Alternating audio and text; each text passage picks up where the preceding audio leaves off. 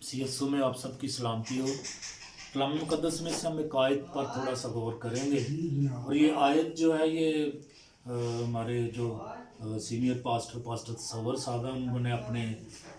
जो चला रहे हैं, जो खिदमत कर रहे हैं, उसके हवाले से है। लिखा ज़बूर 41 में से ये पहली आयत है, मुबारक है वो आदमी जो गरीब का ख्याल रखता है, खुदावंद मुसीबत के दिन उसे छुड़ाएगा। ये आयत जो अपने अंदर है बड़ा मफहूम रखती है, बड़ी गहराई रखती है। जब हम इस ज़बूर के बारे में देखते हैं तो ये दाऊद का लिखा हुआ ज़बूर है, और दाऊद जब जो भी बात करता है उसके अंदर एक बड़ा मुकाशफा, एक बड़ी भेद की बात उसके अंदर होती है। और ये बात जब हम दाऊद के बारे में सीखते हैं, कुछ लोग उसको नबी कहते हैं, लेकिन वो नबी नहीं था, वो बनी इसराइल का दूसरा बादशाह था। उसकी ज़िंदगी में कुछ ऐसे प्रॉब्लम्स भी थी, लेकिन इसके बावजूद खुदा उससे प्यार करता था। जब सैमुएल के ज़रिए उसको मसा किया गया बादशाह बनने के लिए, तो लिखा है कि पाक रूह उसके ज़ोर से उसके ऊपर बाद में नाजल होता था, और जब पाक रूह उसकी ज़िंदगी में आता था तो वो मुकाशफात की बात को और भेद की बातों को लोगों के सामने बयान करता था। उसके बारे में बहुत सी ऐसी बातें हैं जो खुदा उसके अंदर, जो खुदा ने उसके अंदर रखी थी। उनमें से ये आयत भी वैसी ही है। कोई वो कहता है कि मुबारक है वो आदमी जो गरीब का ख्याल करता है, खुदावंद मुसीबत के दिन उसे छुड़ाएगा। अब ये बात वो उस वक़्त कर रहा है, और जब यीशु मसीह इस ज़मीन पर आते हैं तो वो भी हमें यही तालीम देते हैं। मैं एक दिन एक मत्ती की इंजील उसका 25वां बाब, और जब हम उसकी 31वीं आयत से आगे पढ़ना शुरू करते हैं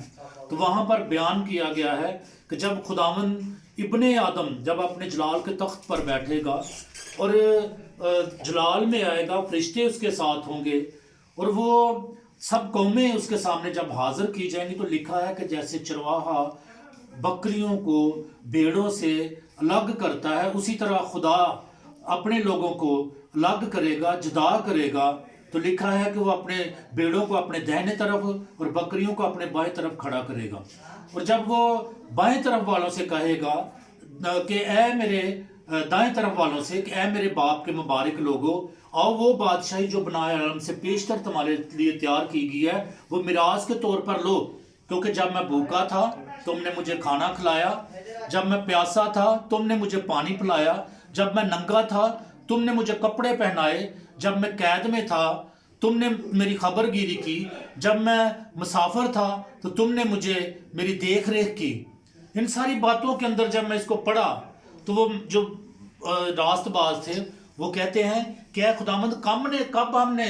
तुझे नंगा देखकर कपड़ा पहनाया, कब तुझे भूखा देखकर खाना खिलाया, कब तुझे प्यासा देखकर पानी पिलाया।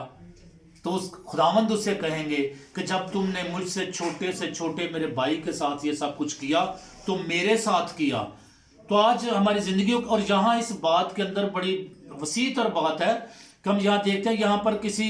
बड़े मैसेज का बात नहीं की जा रही, बड़ी खिदमत की बात नहीं की जा रही, बड़े रोज़ों की बात नहीं की जा रही, बड़ी इबादत की बात नहीं की जा रही। सिर्फ बात की जा रही है छोटे से छोटे किसी भाई की देख रेख करने का, कि किस तरह हमने उसके भूख में उसका ख्याल किया, उसके नंगेपन में उसके नंगे जिस्म को ढांका, कब हमने उसकी देख रेख की। ये सारी बातें कौन कर। अगर आज हम अपनी ज़िंदगी के अंदर चाहते हैं कि आने वाले वक्त में जब यीशु मसीह अब बहुत जल्द बादलों पर आने वाला है, और अगर हम चाहते हैं कि हम उसकी बादशाही में जाएं, अगर हम चाहते हैं कि उसकी उस बादशाही को हासिल करें जो उसने हमारे लिए तैयार की है, तो हमें अपने इर्द गिर्द रहने वाले अपने उन भाइयों का, अपने उन बहनों का ख्याल करना होगा जो गुर्बत में ज़िंदगी गुजार रहे हैं, जो भूखे हैं, जो प्यासे हैं, जो नंगे हैं, जो कैद में हैं, जो मुसाफराना ज़िंदगी गुजार, उनका हमें ख्याल करना है। और मैं समझता हूँ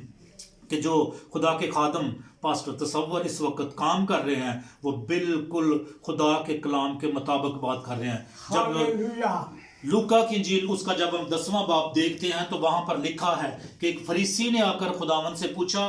ए खुदावंद मैं क्या करूं कि हमेशा की जिंदगी को पाऊं। तो उसने कहा तू किस तरह से पढ़ता है। اس نے کہا کہ تو خداوند اپنے خدا سے، اپنے سارے دل سے، اپنی ساری جان سے، اپنی ساری طاقت سے اور اپنی ساری عقل سے محبت رکھ، اور اپنے پڑوسی سے اپنی مانند محبت رکھ۔ پڑوسی وہ ہے جو ہمارے سامنے ہے، وہ ہمارا بھائی بھی ہے، وہ ہمارا پڑوسی بھی ہے، وہ جو ہمارے سامنے اور ضرورت مند ہے۔ اگر ہم اس کا خیال کرتے ہیں تو مطلب ہے کہ وہ میرا پڑوسی ہے اور میں اس کا پڑوسی ہوں۔ اگر ہماری زندگی کے اندر یہ بات نہیں ہے اور ہم بڑے بڑے کام کرتے ہیں، لیکن اگر ہم ارد گرد کا خیال نہیں کرتے تو خدا کے کلام کے مطابق ہم خدمت بھی نہیں کر رہے، خدا کے کلام کے مطابق ہم کام بھی نہیں کر رہے، اور خدا ہم سے یہی چاہتا ہے کہ ہم جو کام کریں وہ اس کی مرضی کے مطابق ہو۔ اور میں ایک بات کہتا ہوں کہ خدا کو جاننا اور خدا کے بارے میں جاننا دو الگ الگ باتیں ہیں۔ خدا کو صرف جاننا ہی ضروری نہیں ہے، خدا کے بارے میں جاننا ضروری ہے کہ خدا ہم سے کیا چاہتا ہے، خدا ہم سے کیا کروانا چاہتا ہے، خدا ہماری زندگی کے اندر کیا منصوبہ رکھتا ہے، خدا ہماری زندگی کے اندر کیا پلان رکھتا ہے۔ ان ساری باتوں کو ہمیں اپنی زندگی کے اندر لینا ہوگا تاکہ ہم خدا کی اس بادشاہی کو حاصل کر سکیں جو اس نے ہمارے لیے بنائے عالم سے پیشتر سے تیار کیا ہے۔ اور اس ویژن میں میں خدا کا شکر ادا کرتا ہوں کہ اس نے مجھے اپنے بندہ کے ساتھ مل کر کام کرنے کا فضل عطا کیا ہے تاکہ میں ان کے ساتھ مل کر کلام کی اس آیت کو، کلام کے اس وید کو، کلام کی اس باتوں کو ان کے ساتھ مل کر اس زمین پر پورا کر سکوں۔ آج کی اس بات کے وسیلہ سے خدا ہم سب کو برکت دے، مسیح یسوع کے نام سے آمین۔